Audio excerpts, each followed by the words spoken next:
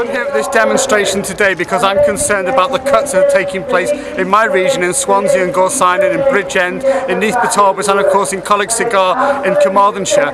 The Welsh Assembly government has cut over 7% of their budgets, and over 100 odd people will be made redundant between those colleges, and that is not right in a time of recession. We need as an Assembly to start investing in education, and I've been quite astonished today to listen to some Assembly members from Labour and Plaid Cymru arguing to reverse those cuts when they actually voted to implement those cuts. We need some sincerity from the government, and we need some resources from the government, and we need to start investing in the students of the future in order to create jobs and to boost our economy.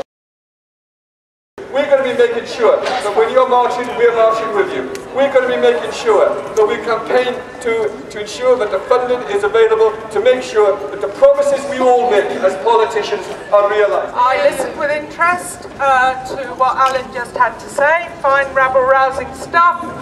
Got a very good reception. Watch what happens when the vote in the Assembly takes place. Because the key to this issue is not the eloquence of Assembly members. It isn't the words that are said. The key to this problem is the money that follows those words. As a group are concerned, we are unanimous in our support for this. We need that funding for further education in Wales. We will fight for it. And as far as I'm concerned, this is an issue where there is no possible means of doing anything other than reinstating that money for further education. We need you out there doing the work you have been doing. We need you serving your communities. And certainly we need the most vulnerable students enabled to take part in the provision you offer them. You should be congratulated for getting Labour and Plaid Cymru Assembly members out here on the steps and acknowledging there's a problem.